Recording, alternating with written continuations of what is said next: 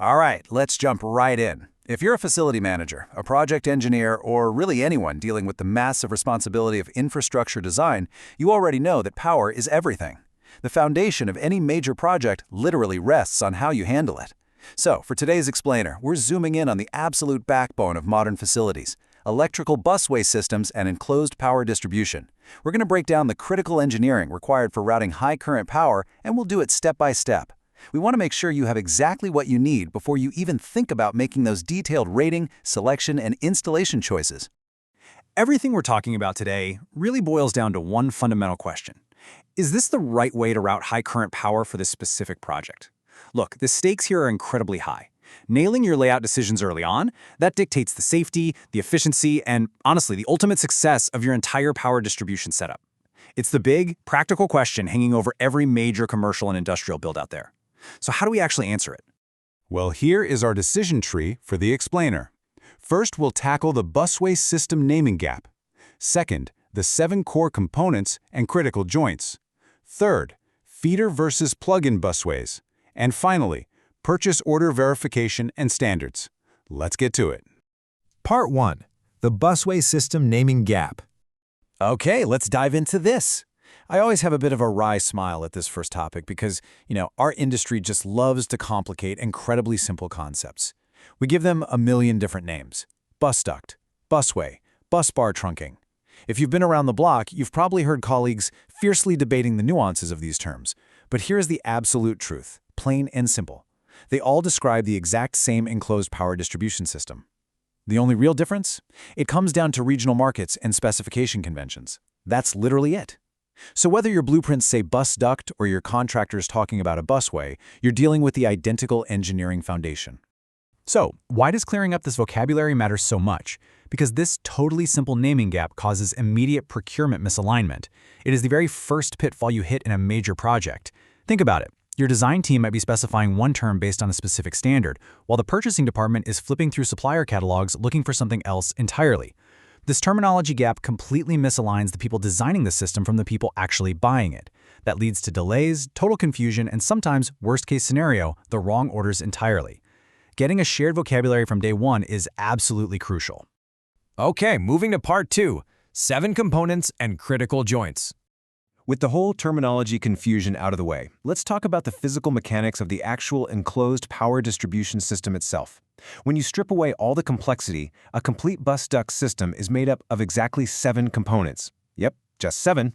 I find that understanding you're working with a finite, standardized set of puzzle pieces really takes a lot of the mystery out of the installation process.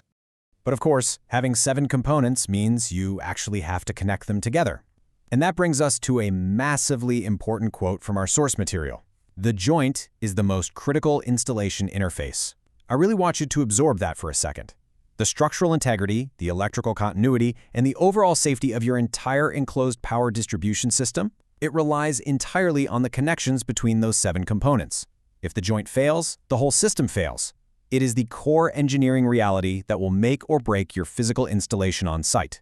Let's look at Part 3, feeder versus plug-in busways. Now, what's really interesting here, and honestly the absolute climax of our design discussion today, is deciding between feeder and plug-in busways. Fully grasping the difference between these two resolves almost all your layout decisions before detailed design even starts. It's a really stark functional contrast. A feeder system, that is designed strictly to transmit large currents over a long distance with minimal voltage drop. Think of connecting a main transformer straight to a low-voltage switchgear. On the flip side, a plug-in busway is built for distribution and ultimate flexibility. It lets you tap into the power via plug-in boxes anywhere along the entire run. This is absolutely perfect for a dynamic factory floor or, say, a long row of data center racks. By making this one single choice, feeder or plug-in, the rest of your layout essentially designs itself. And finally, Part 4, PO verification and standards. So, once you've resolved your layout by choosing between your feeder and plug-in systems, we hit the final phase. We need to ensure that what was engineered actually matches the purchase order and, of course, meets strict industry standards. So the crucial point here is this: verify beyond the ampere rating before issuing a purchase order. It is such an incredibly common and sometimes disastrous procurement mistake. People just glance at the ampere rating in a catalog, say, yep, looks good to me, and issue the PO. But the ampere rating is literally just one piece of the puzzle. You absolutely have to look deeper into the environmental ratings, the structural integrity, and the specific compliance metrics of the enclosed system before you sign off. To give you a great example of what a proper, fully verified manufacturer profile actually looks like, let's look at Shenma, Shanghai Shenma Busway and Cable Tray Co. Ltd. They are a fantastic standard bearer for this. They don't just toss out an ampere rating and call it a day. They provide a whole comprehensive ecosystem: cable tray systems, busway, seismic bracing, and intelligent cable management.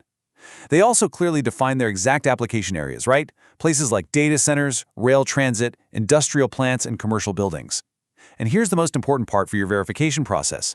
They explicitly list their compliance with really rigorous standards, including IEC 61439-6, IEC 61537, NEMA VE1, and GB 31251.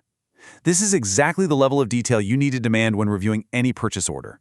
Which leaves us with this final, incredibly important question to think about. Are your current purchase orders actually verifying the right engineering foundations? I really hope this explainer has given you the tools to reevaluate how your teams handle terminology, those critical layout decisions, and your procurement validations. Because by understanding the components, mastering that core rule of feeder versus plug-in systems, and verifying way beyond the basic catalog numbers, you can absolutely ensure your next high-current power project is a complete success. Thanks so much for joining me on today's explainer, and as always, keep building smart.